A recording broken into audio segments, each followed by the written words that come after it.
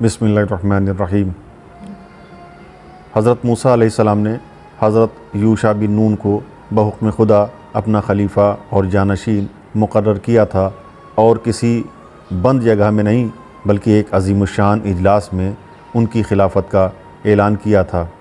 फिर खुदावंद आलम ने उनको मबूस व नबुव्वत भी फरमाकर उन्हें अरीहा का नबी भी बना दिया था।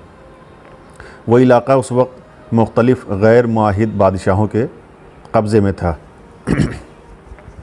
हज़रत यूशा बिन नून को जो खुदावंद आलम की तरफ से पहला हुक्म आया था वो फ़तह अरीहा का था। हज़रत यूशा बिन नून ने फ़तह अरीहा की जद्दोजहद शुरू की और उसे शानदार तरीक़े से हासिल किया। अरीहा उस अर्ज़ मुक़द्दस का मरकज़ी मकाम था जिसमें बैतुल मुक़द्दस वग़ैरह शामिल थे और जिसे खुदावंद आलम ने बनी इसराइल को अता फ़रमाने का वादा किया था। हज़रत यूशा बिन नून ने जब सारी अर्ज़ मुक़द्दस पर कब्ज़ा कर लिया तो दो मुनाफिकों के वरगलाने से उनके भाई यानी हज़रत मूसा अलैहिस्सलाम की बेवा सफ़ूरा बिनते शुआइब उनके ख़िलाफ़ हो गई और उसने उनसे नबर्द आज़माई का फ़ैसला कर लिया। उसका कहना था कि मूसा अलैहिस्सलाम के बाद बनी इसराइल की सरदारी की मैं हक़दार हूँ।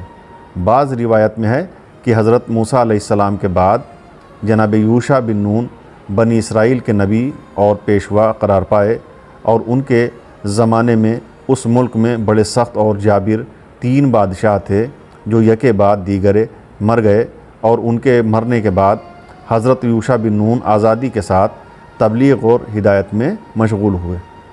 इस अरसे में 2 मुनाफिकों ने जो कौम मूसा से थे यूशा बिन नून के ख़िलाफ़ साजिश की और हज़रत मूसा अलैहिस्सलाम की ज़ौजा बेवा सफ़ूरा या सफ़ीरा दुख्तर शुआइब को अपने साथ मिलाकर लश्कर तैयार किया और यूशा के ख़िलाफ़ बगावत कर दी।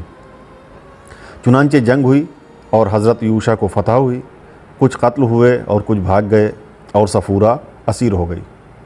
हज़रत यूशा ने हज़रत मूसा अलैहिस्सलाम का एहतराम करते हुए उसको दुनिया में माफ़ कर दिया और आखिरत का मामला खुदा के सिपुर्द कर दिया और कहा कि क़यामत में तेरे शौहर हज़रत मूसा अलैहिस्सलाम से जब मुलाकात होगी तो ये सब कुछ सुनाऊंगा जो कुछ तूने और इस कौम ने मेरे साथ किया है। ये सुनकर सफ़ूरा वावैला करने लगी और शर्मिंदा होकर वापस हुई। रिवायात के मुताबिक इस जंग में 70,000 आदमी मारे गए।